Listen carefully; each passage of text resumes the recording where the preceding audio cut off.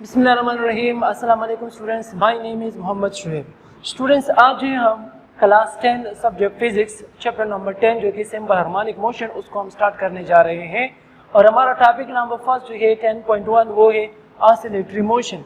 So what is mean by oscillatory motion? Oscillatory motion जो है students हम कहते हैं टू एंड फ्रो मोशन को। टू एंड फ्रो मोशन या बैक एंड फोर्थ मोशन। किस चीज की बैक एंड फोर्थ मोशन, किस चीज की टू एंड फ्रो मोशन, और किस पॉइंट के ऊपर जो है back and forth motion. So students, यहाँ पे हम बात करते हैं कि लेट्स सपोज फॉर एग्जांपल अगर हमारे पास कोई एक स्विंग है, झूला जिसको हम कहते हैं, तो लेट ये जो है इसका फिक्स पॉइंट है। यहाँ से जो हमने इसको झूला बनाया हुआ है, फॉर एग्जाम्पल यहाँ पे कोई एक ऑब्जेक्ट इसके साथ लगाया हुआ है। अब हम क्या करते हैं, अगर हम इस पोजिशन को देखें तो this is the origin, means O का नाम दे रहे हैं, इक्विलिब्रियम पोजीशन या इसको आप फिक्स पॉइंट भी कह सकते हो, मीन पोजीशन भी कह सकते हो। तो अब जब इसके ऊपर हम फोर्स लगाते हैं तो हम इसको इस पोजीशन तक ले आते हैं, ठीक है, इस पोजीशन तक ले आए हम, इसके ऊपर हमने फोर्स लगाया इस डायरेक्शन में।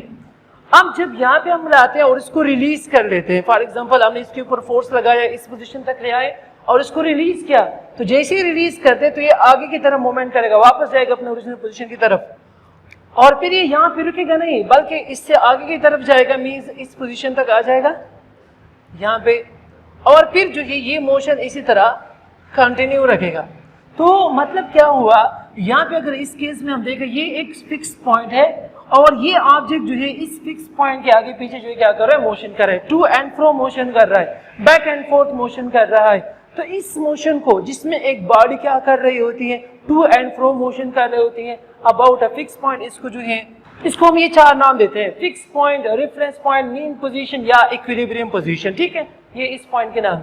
तो मींस कोई भी अगर एक बॉडी वो एक फिक्स पॉइंट या रेफरेंस पॉइंट या इक्विलिब्रियम पोजीशन या मीन पोजीशन का अबाउट क्या करता है, टू एंड फ्रो मोशन कर रहा हो या बैक एंड फोर्थ मोशन कर रहा हो, तो इसको हम नाम देते हैं ऑसिलेटरी मोशन।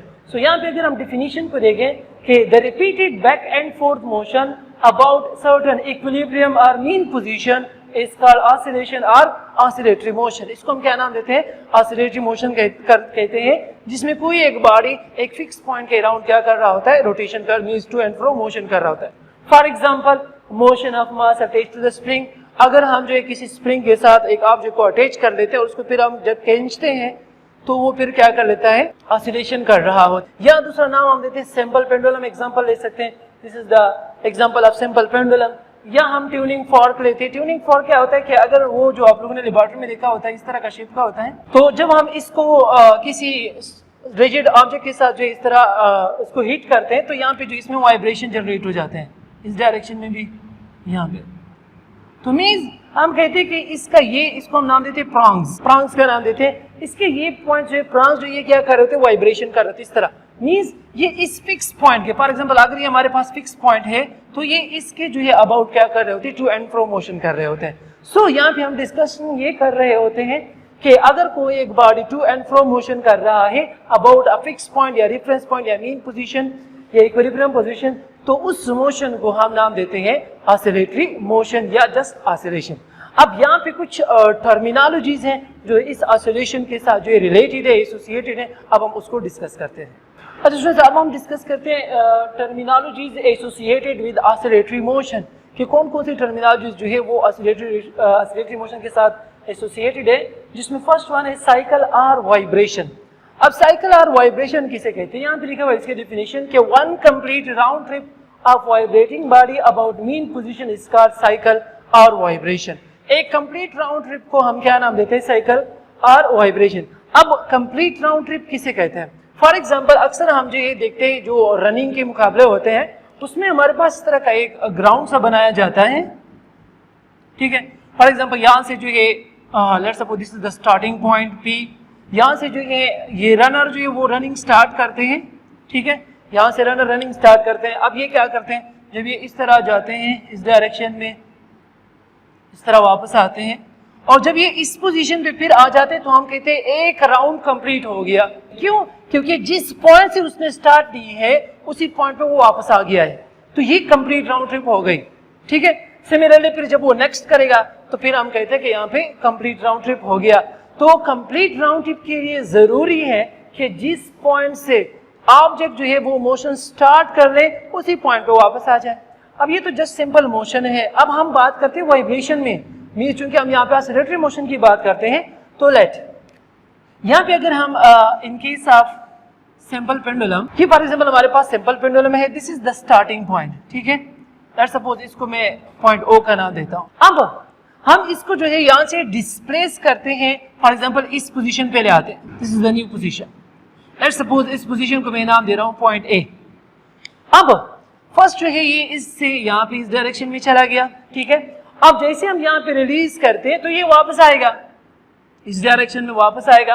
अब जब ये इस पोजीशन पे आ जाता है तो ये हमारे पास जहां से उसने स्टार्ट किया था उसी पोजीशन पे फिर वापस आ गया। मतलब क्या यहाँ पे हम ये कह सकते हैं कि यहाँ पे हमारे पास राउंड ट्रिप कंप्लीट हो गया, क्योंकि राउंड ट्रिप में हमने यही बात की कि जिस पॉइंट से उसने स्टार्ट ली है उसी पॉइंट पे वो वापस आ जाए।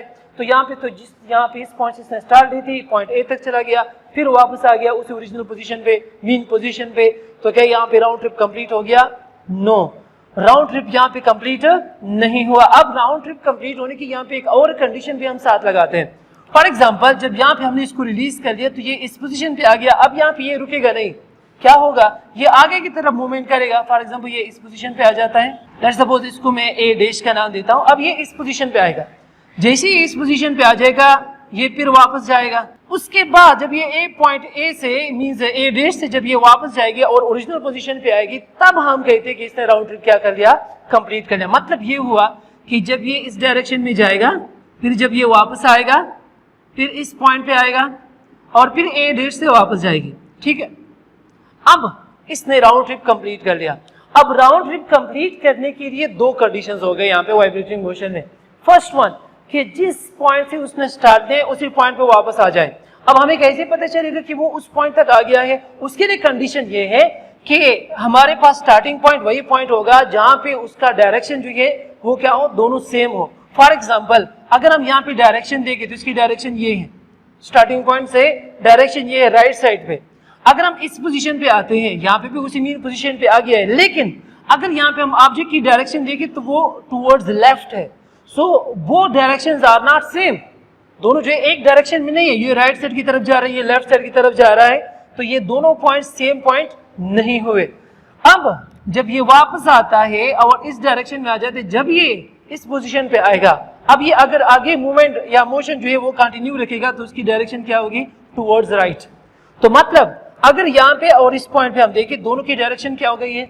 सेम। सो हम ये कहते हैं कि हमारे पास स्टार्टिंग पॉइंट या दोनों पॉइंट्स तभी सेम होंगे जहां पे ऑब्जेक्ट की डायरेक्शन क्या हो? सेम हो जाए। सो राउंड ट्रिप के लिए दो कंडीशंस हो गए यहाँ पे। एक कंडीशन ये कि जिस पॉइंट से उसने स्टार्ट किया हो उसी पॉइंट पे वो वापस आ जाए, and the second condition is that कि डायरेक्शन हमारे पास क्या हो जाए? सेम हो जाए। जब डायरेक्शन सेम होंगे तब हम कहेंगे कि यहाँ पे राउंड ट्रिप कंप्लीट हो गई। मतलब यहाँ से किया ए पॉइंट तक, फिर वापस आ गया ए डैश तक, और फिर वापस जब आता है ओ पे तो फिर हम कहते हैं यहाँ पे कंप्लीट राउंड ट्रिप हो गया या राउंड ट्रिप कंप्लीट हो गया। तो इसको हम कहते हैं वाइब्रेशन या इसको हम कहते हैं cycle. Means a complete round trip of a vibrating body about a fixed point या about a mean position is called oscillation या वाइब्रेशन, या दूसरा नाम हम देते हैं साइकिल। या आप इस तरीके से भी जो इसको अंडरस्टैंड कर सकते हैं। फॉर एग्जांपल अगर यहाँ पे मैं वेव डायग्राम बना लूं तो वेव डायग्राम में आप देख सकते हैं, फॉर एग्जांपल ये बॉडी इस तरफ जा रही है, ये वेव्स है। अब देखो फॉर एग्जांपल जहां पे इस पॉइंट से अगर हम देखें तो ये इस डायरेक्शन में जा रही है। फर्स्ट इसकी डायरेक्शन ये है, अपवर्ड डायरेक्शन है। ये स्टार्टिंग रेफरेंस पॉइंट या इसको हम कहते हैं स्टार्टिंग पॉइंट भी आप कह सकते हो, रेफरेंस पॉइंट भी आप कह सकते हो, या मीन पोजीशन आप कहते हो। लेट्स सपोज मीन पोजीशन है। अब जब ये इस डायरेक्शन से जा रही है, अब अगर हम इसकी डायरेक्शन को देखें तो ये अपवर्ड है। फिर जब ये वापस आएगी उसी रेफरेंस पॉइंट पे वापस आ गया है, तो क्या ये उस ओरिजिनल पोजीशन पे आ गए? नो, बिकॉज इसके बाद इसकी जो डायरेक्शन है वो है डाउनवर्ड, जबकि हमारे पास ओरिजिनल जो डायरेक्शन है वो है अपवर्ड। तो ओरिजिनल डायरेक्शन अपवर्ड है तो स्टार्टिंग पॉइंट वही होगा जहां पे हमारे पास डायरेक्शन दोनों क्या हो जाए? सेम। अब जब ये बॉडी इस तरफ जाएगी वापस, फिर जब इस पोजीशन पे आएगी तब हम कहते हैं ये राउंड ट्रिप कंप्लीट हो गया। क्यों? क्योंकि इससे आगे फिर इसकी डायरेक्शन क्या होगी? अपवर्ड। सो ये पॉइंट और ये पॉइंट ये दोनों के हमारे पास ये सेम पॉइंट आ जाएंगे। तो यहां से लेकर इस तरह बॉडी जाएगी फिर वापस आएगी, तो ये एक राउंड ट्रिप कंप्लीट। फिर जब ये वापस जाएगी और फिर वापस आएगी तो फिर ये दूसरा राउंड ट्रिप कंप्लीट।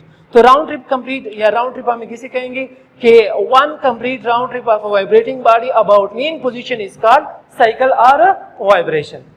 अब इसमें जो सेकंड हमारे पास टर्मिनोलॉजी है वो है टाइम पीरियड।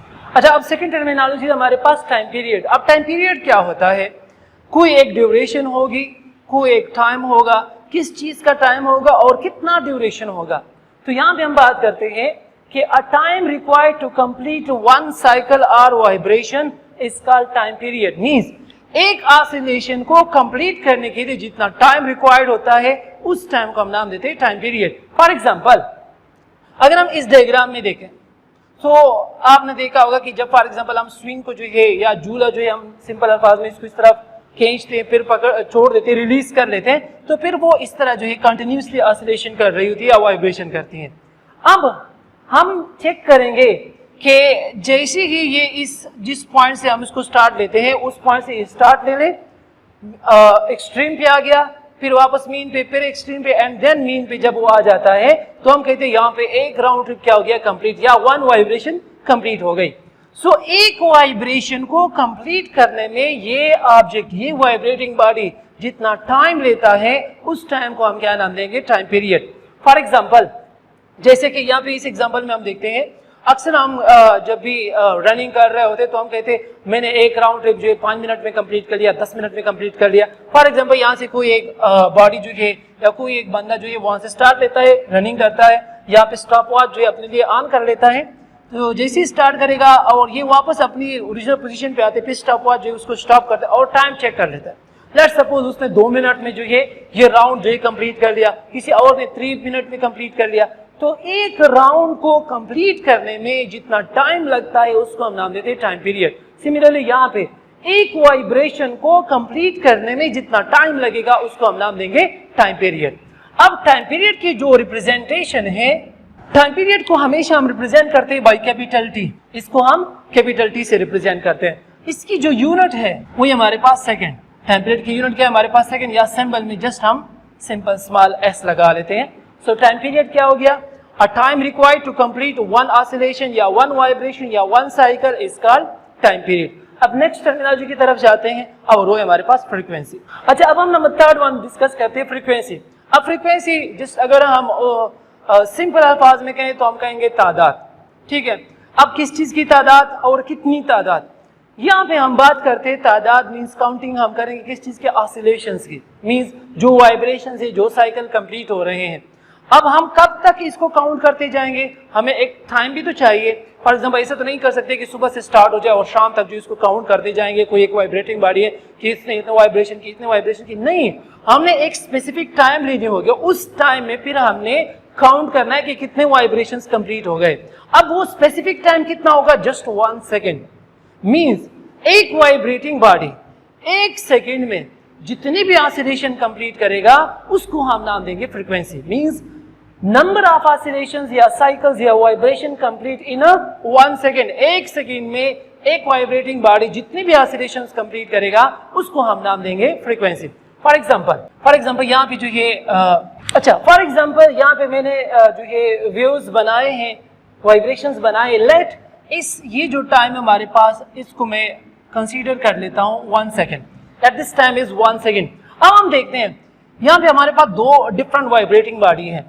अब ये भी वाइब्रेशन कर रही है 1 सेकेंड में, ये बॉडी भी वाइब्रेशन कर रही है 1 सेकेंड में। सो अगर हम देखें यहाँ पे इस बॉडी की वाइब्रेशन कितनी? फॉर एग्जांपल ये यहाँ से स्टार्ट लेता है, इस पॉइंट से इसने स्टार्ट लिया, यहाँ तक 1 वाइब्रेशन कंप्लीट, फिर यहाँ से स्टार्ट लिया यहाँ तक 2nd वाइब्रेशन कंप्लीट, यहाँ से स्टार्ट लिया यहाँ तक 3rd वाइब्रेशन, और यहाँ तक हमारे पास टोटल 4 वाइब्रेशन इसने कंप्लीट कर लिए, 4 वाइब्रेशन।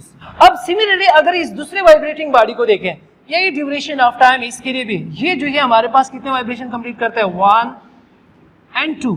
इसने टोटल 2 वाइब्रेशन कंप्लीट कर। सो जिस तरह हमने बात की कि हम कहते हैं कि 1 सेकेंड में एक वाइब्रेटिंग बॉडी कितनी वाइब्रेशन कंप्लीट करता है उसको हम कहते हैं फ्रीक्वेंसी। अब यहाँ पे अगर हम देखें ये वाइब्रेटिंग बॉडी कितने ऑसिलेशन या वाइब्रेशन कंप्लीट करता है? 4, तो इसकी फ्रीक्वेंसी होगी 4। यहाँ पे ये बॉडी जो हमारे पास 2 वाइब्रेशन कंप्लीट कर रही है तो इसकी फ्रीक्वेंसी कितनी होगी? 2। अगर कोई एक दूसरी वाइब्रेटिंग बॉडी है वो 3 कंप्लीट करे तो उसकी फ्रीक्वेंसी होगी 3। अगर 10 कर रही है तो 10 एंड सो ऑन, जितनी भी वाइब्रेशन वो 1 सेकंड में कंप्लीट करेगी उसकी तादाद को हम जो है काउंट करते हैं कितनी है, 4 है, 5 है, 10 है, 1000 है, कितनी है। तो जितने भी हमारे पास वाइब्रेशंस होंगे उसको हम नाम देंगे फ्रीक्वेंसी। अब फ्रीक्वेंसी की जो रिप्रेजेंटेशन है सिंबल से रिप्रेजेंट करेंगे, तो फ्रीक्वेंसी को हम स्मॉल f से रिप्रेजेंट करेंगे।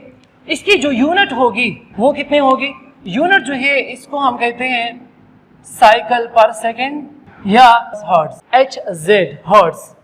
इसको हम इस तरह भी लिख सकते हैं HERTZ hertz. Hertz the name of a scientist. So जब आप पूरे नेम लिखेंगे तो उसको अपने स्मॉल में लिखना होगा, और सिंबल जो इसका HZ है हर्ट्ज, तो इसका यूनिट है हर्ट्ज, और इसकी जो सिंबल है हमारे पास वो क्या है, simple f, means small f। So this is the frequency. Frequency हमारे पास क्या होगी, नंबर ऑफ ऑसिलेशंस और वाइब्रेशन और cycle complete in 1 second, called frequency. अब जो है हम देखते हैं कि what is the relation between time period and frequency. अच्छा सुनिए, अब हम डिस्कस करते हैं relation between time period and frequency. हमने टाइम पीरियड पढ़ी, हमने फ्रीक्वेंसी की बात की, अब इन दोनों के दरमियान रिलेशन क्या है। तो याद रखिए हमारे पास time period and frequency are reciprocal of each other, both are reciprocal. Means अगर टाइम पीरियड इंक्रीज होगी तो फिर फ्रीक्वेंसी कम होगी, अगर टाइम पीरियड डिक्रीज होगी तो वहां पे फ्रीक्वेंसी इंक्रीज होगी। Means both are inverse proportion to each other, सही है, मींस एक दूसरे के रेसिप्रोकल, या हम कहते हैं inversely proportional to each other. अब इसको हम जो है यहाँ पे डायग्रामेटिकली जो है इसको हम प्रूव करते हैं कि इसका क्या मतलब है कि हमारे पास both are reciprocal to each other.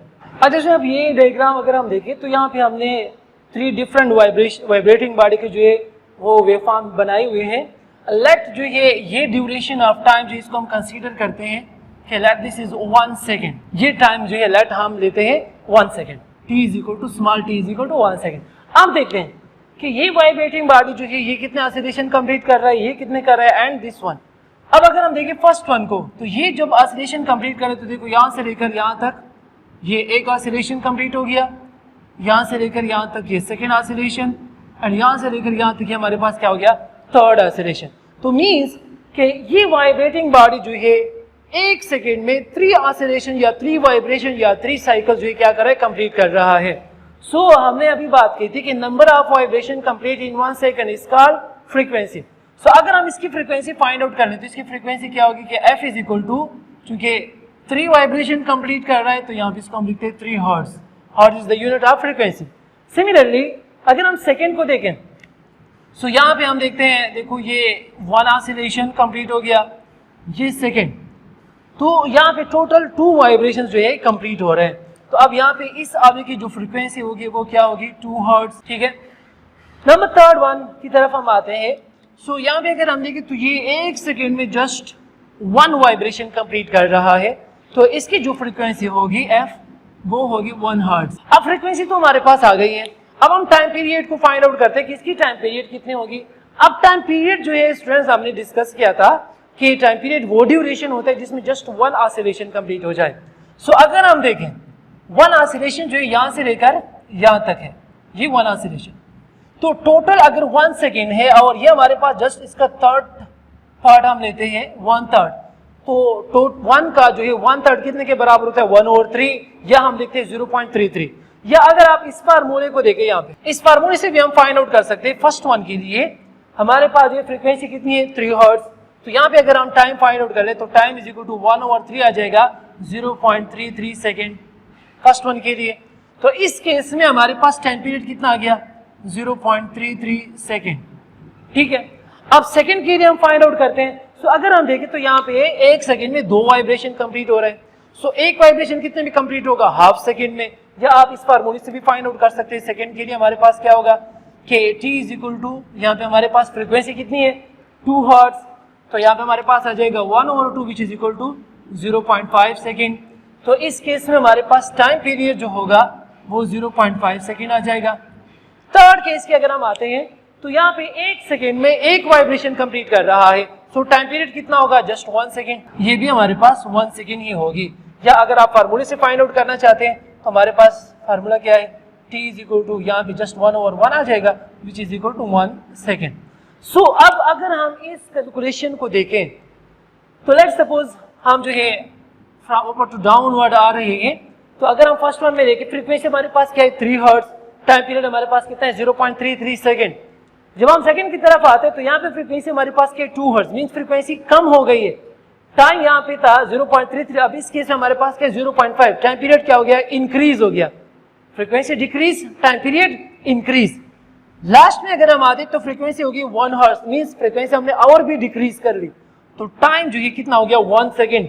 पहले 0.5 था, हाफ सेकेंड, अब पूरा सेकेंड हो गया, मींस टाइम इंक्रीज हो रहा है। तो अगर इसमें हम देखें ऊपर से अगर हम नीचे आते हैं तो फ्रीक्वेंसी डिक्रीज हो रही है, टाइम इंक्रीज हो रहा है। लेकिन अगर आप फ्रॉम डाउन टू अपवर्ड जा रहे हैं तो फिर जो है यहाँ पे हमारे पास फ्रीक्वेंसी पहले 1 हर्ट्ज थी, फिर 2 हर्ट्ज हो गई, फिर 3 हर्ट्ज, मींस फ्रीक्वेंसी इंक्रीज हो रही है। अगर हम टाइम को देखें पहले 1 सेकेंड था, फिर हाफ सेकेंड हो गया, फिर 1/3 हो गया, तो मींस टाइम डिक्रीज हो रहा है।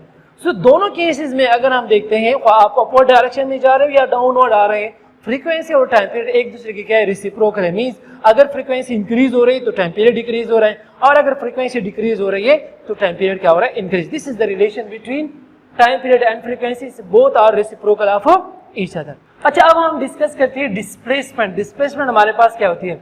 डिस्प्लेसमेंट स्ट्रेस हम कहते हैं कि जब भी कोई एक वाइब्रेटिंग बॉडी जो है वो ऑसिलेशन कर रही होती है तो वो मेन पोजीशन से कितना डिस्टेंस कवर कर रही है at any instant of time, किसी भी टाइम। फॉर एग्जांपल आप जो है उसको ऑब्जर्व कर रहे हैं, वहां पे ऑसिलेशन हो रही है, तो किसी भी टाइम आप चेक करते हैं तो वो उस बॉडी ने उस टाइम पे जितना भी डिस्टेंस कवर किया होगा फ्रॉम द मेन पोजीशन, उसको हम क्या नाम देते हैं? Displacement. Means the distance covered by a vibrating body from its mean position at any instant of time. The main important point is at any instant of time is called displacement. इसको हम represent करते हैं x से, और उसकी जो unit है वो है हमारे पास मीटर। फॉर एग्जांपल अगर हम इस डायग्राम में देखें तो यहाँ पे एक ऑसिलेशन मैंने लिए हैं और यहाँ मेरे डिफरेंट पॉइंट्स थे। सो दिस इज हमारे पास मीन पोजीशन, ये हमारे पास मीन पोजीशन है। अब यहाँ से हमारे पास वाइब्रेटिंग बॉडी ऊपर की तरफ भी जा रही है, डाउनवर्ड भी आ रही है, मींस इस तरह मोशन कर रही है। अब देखिए यहाँ पे अगर हम इस पॉइंट पे देखें तो यहाँ से जो है यहाँ तक ये भी हमारे पास क्या है डिस्टेंस कवर किया इस बॉडी ने। इस पॉइंट पे जब आती है तो यहाँ पे इसने डिस्टेंस कवर कर लिया, इस पॉइंट पे जब आती है तो ये भी डिस्टेंस कवर हो गई, ठीक है। सिमिलरली यहाँ पे ये डिस्टेंस कवर हो गई, यहाँ पे डिस्टेंस कवर हो गई, यहाँ पे भी डिस्टेंस कवर हो गई है। तो मतलब ये हुआ ये हमारे पास लेट्स सपोज टाइम एक्सिस है, तो किसी भी टाइम पे लेट्स सपोज इस टाइम पे इसने डिस्टेंस कवर कर लिया, कितना? इतना डिस्टेंस कवर कर लिया है। इस टाइम पे इसने कितना डिस्टेंस कवर कर लिया? ये डिस्टेंस कवर कर लिया है। इस टाइम पे इसने कितना डिस्टेंस कवर कर लिया है? मींस हाईएस्ट डिस्टेंस के अलावा बाकी जितने भी हमारे पास ये डिस्टेंसेस हैं इसको हम नाम देते हैं displacement. Means the distance. Similarly यहाँ पे इस पोजीशन से भी ये जितने भी हमारे पास डिस्टेंसेस हैं ये इसको हम क्या नाम देते हैं? डिस्प्लेसमेंट कहते हैं। Mean the distance covered by a vibrating body from its mean position, ये मीन पोजीशन है, इससे ये कितना ऊपर गया है, कितना नीचे आया है, इसको हम कहते हैं displacement at any instant of time, उसको फिर हम नाम देते हैं डिस्प्लेसमेंट, और इसको हम रिप्रेजेंट करते हैं एक्स से, और इसकी जो यूनिट है हमारे पास मीटर।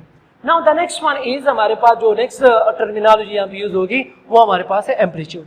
अच्छा, नेक्स्ट वन हमारे पास है एम्पलीट्यूड। अब एम्पलीट्यूड क्या होता है? एम्पलीट्यूड भी हमारे पास डिस्प्लेसमेंट ही है, लेकिन मैक्सिमम डिस्प्लेसमेंट। मींस कोई एक वाइब्रेटिंग बॉडी कितना मैक्सिमम जा सकती है, तो उस मैक्सिमम पॉइंट से रेफरेंस पॉइंट तक की जो डिस्प्लेसमेंट है उसको हम क्या नाम देंगे? एम्पलीट्यूड। फॉर एग्जांपल अगर इस ऑसिलेशन में देखें, इसमें वाइब्रेशन जो मैंने बनाई है राउंड ट्रिप, तो यहाँ पे इस ये वाला जो पॉइंट है इससे मैक्सिमम कोई और पॉइंट नहीं है। सिमिलरली यहाँ पे ये वाला जो पॉइंट है इससे मैक्सिमम वाला पॉइंट कोई और नहीं है। तो इस मैक्सिमम डिस्प्लेसमेंट को मींस यहाँ से यहाँ लेकर यहाँ तक, सिमिलरली यहाँ पे जो हमारे पास है इसको हम क्या नाम देंगे? एम्पलीट्यूड। बाकी जितने भी पॉइंट्स अगर हम देखें तो वो इस पॉइंट से लोअर पॉइंट है, ठीक है। ये इस पॉइंट से हमारे पास डिस्प्लेसमेंट कम है, ये भी कम है, ये भी कम है। सिमिलरली इस डिस्प्लेसमेंट ये जो हमारे पास है एम्पलीट्यूड, अगर हम इसको देखें तो बाकी जितने भी पॉइंट्स है वो इससे लेस वाले पॉइंट है। मींस वहां तक हमारे पास जो डिस्टेंस कवर की है वो कम है, तो मैक्सिमम डिस्टेंस जो कवर हो रही है उसको हम क्या नाम देंगे? एम्पलीट्यूड। और बाकी जितनी भी डिस्टेंसेस कवर हो रही है उनको हम नाम देंगे डिस्प्लेसमेंट। दोनों एक ही चीज है, लेकिन जस्ट थोड़ा सा डिफरेंस है, वो ये है कि जो मैक्सिमम डिस्प्लेसमेंट है उसको हम स्पेसिफिक नाम देते हैं एम्पलीट्यूड, और बाकी सबको हम नाम देते हैं जस्ट डिस्प्लेसमेंट। एम्पलीट्यूड भी डिस्प्लेसमेंट है, लेकिन सिर्फ सिंप्लीफिकेशन या स्पेसिफाई हम कर लेते हैं यहाँ पे कि हमारे पास जो मैक्सिमम डिस्प्लेसमेंट है उसको हम एक स्पेसिफिक नेम देते हैं एम्पलीट्यूड, और बाकी सबको हम नाम देते हैं डिस्प्लेसमेंट। इसको हम रिप्रेजेंट करते हैं एक्स नॉट से, ये जो ओ जैसा ओ जीरो जैसा निशान है इसको हम बोलते हैं, रीड करते हैं एक्स नॉट, या इसको हम ए से भी रिप्रेजेंट करते हैं क्योंकि ये भी डिस्प्लेसमेंट है तो इसकी यूनिट भी हमारे पास क्या है, मीटर। यहाँ पे एक स्टेटमेंट मैं लिखता हूँ क्योंकि मोस्ट इंपॉर्टेंट स्टेटमेंट अपने साथ नोट कर लें।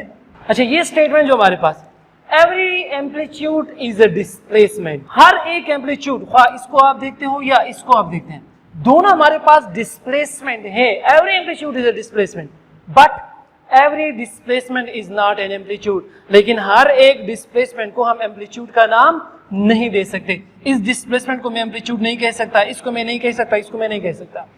सिर्फ और सिर्फ ये जो डिस्प्लेसमेंट है, जो सबसे हाईएस्ट वाला है, जो सबसे मैक्सिमम है, उसको सिर्फ हम एम्पलीट्यूड का नाम देते हैं। तो मतलब ये हुआ कि एम्पलीट्यूड डिस्प्लेसमेंट हो सकती है लेकिन हर एक डिस्प्लेसमेंट एम्पलीट्यूड नहीं होती। सो स्टूडेंट्स, आज जो हमने इस लेक्चर में डिस्कस किया है ऑसिलेटरी मोशन और उसकी टर्मिनोलॉजीज, होपफुली आपको जो इसकी समझ आ चुकी होगी। Thank you so much.